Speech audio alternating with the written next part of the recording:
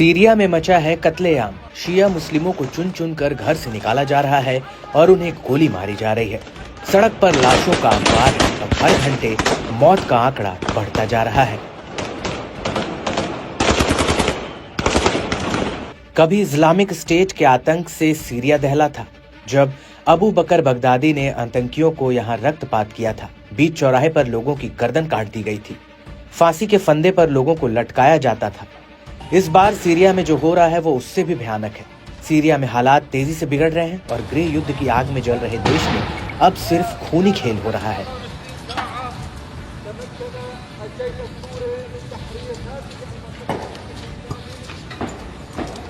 Syria में कत्लेआम पर AP ने चौंकाने वाली रिपोर्ट में बताया है कि कई जगहों पर लोगों की हत्या करने से पहले उनके मजहब के बारे में पूछा गया, उनके आईडी कार्ड की जांच की गई और उनकी पहचान करने के बाद गोली मारकर उनकी हत्या कर दी गई।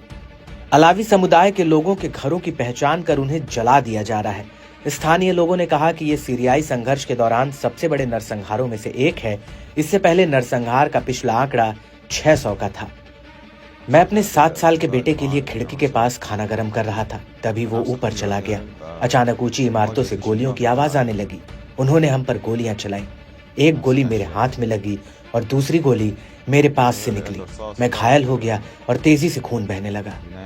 हम सांप्रदायिक युद्ध नहीं चाहते हैं, हम अपने देश को दोबारा बसाना चाहते हैं। हम रक्तपात नहीं चाहते, न तो हमसे और न ही उनसे, क्योंकि इससे कुछ नहीं बदलेगा। कुछ लोग हैं जो युद्ध से फायदा उठाते हैं और नहीं चाहते कि सीरिया फिर से बदले। वे फायदा उठा रहे हैं जबकि दोनों तरफ के लोग शिकार हो रहे हैं।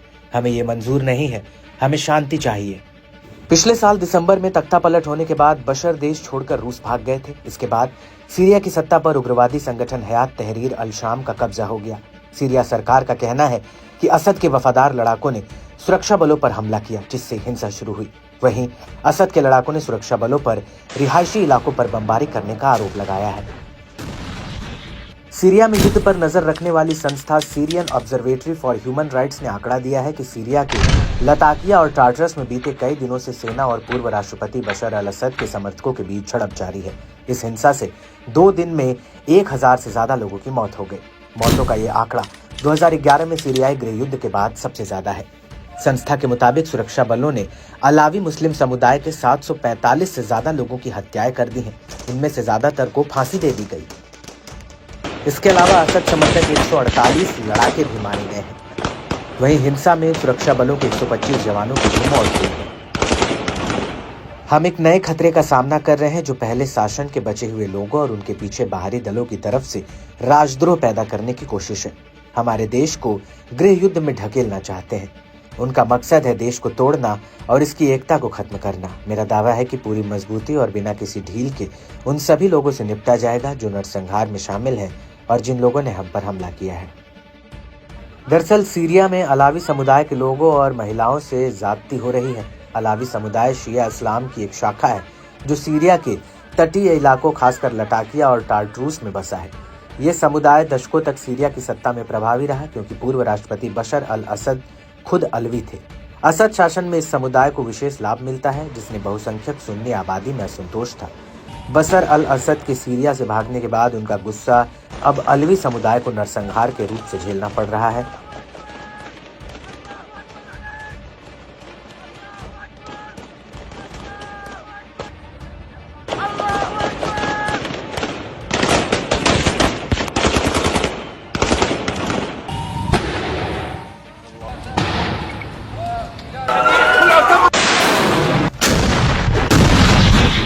सीरिया में मचा है कत्लेआम। शिया मुस्लिमों को चुन चुन कर घर से निकाला जा रहा है और उन्हें गोली मारी जा रही है।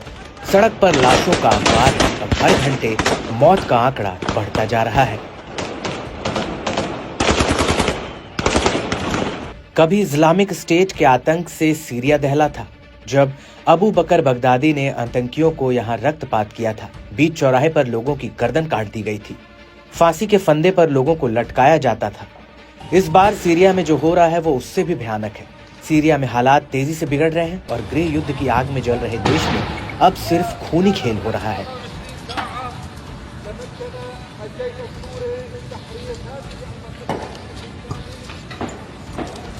सीरिया में कत्लेआम पर एपी ने चौंकाने वाली रिपोर्ट में बताया है कि कई जगहों पर लोगों की हत्या करने से पहले उनके मजहब के बारे में पूछा गया, उनके आईडी कार्ड की जांच की गई और उनकी पहचान करने के बाद गोली मारकर उनकी हत्या कर दी गई। अलावी समुदाय के लोगों के घरों की पहचान कर उन्हें जला दिया जा रहा है। स्थानीय लोगों ने कहा कि ये सीरियाई संघर्ष के दौरान सबसे बड़े नरसंहारों में से एक है। इससे पहले नरसंहार का पिछला आंकड़ा 600 का था।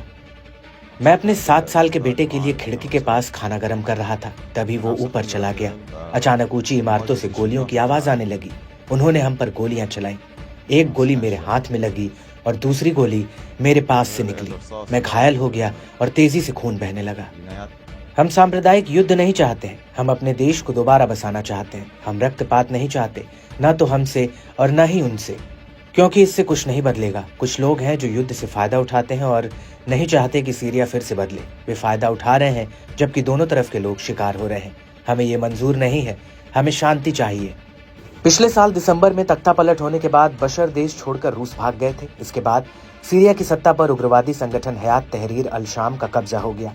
सीरिया सरकार का कहना है कि असद के वफादार लड़ाकों ने सुरक्षा बलों पर हमला किया, जिससे हिंसा शुरू हुई। वहीं असद के लड़ाकों ने सुरक्षा बलों पर रिहायशी इलाकों पर बमबारी करने का आरोप लगाया है।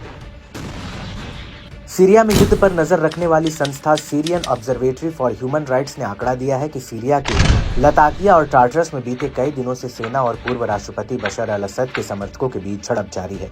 इस हिंसा से 2 दिन में 1000 से ज्यादा लोगों की मौत हो गई। मौतों का ये आंकड़ा 2011 में सीरियाई गृह युद्ध के बाद सबसे ज्यादा है। संस्था के मुताबिक सुरक्षा बलों ने अलावी मुस्लिम समुदाय के 745 से ज्यादा लोगों की हत्याएं कर दी हैं। इनमें से ज्यादातर को फांसी दे दी गई। इसके अलावा असद समर्थक 148 लड़ाके भी मारे गए हैं। वहीं हिंसा में सुरक्षा बलों के 125 जवानों की भी मौत हुई है।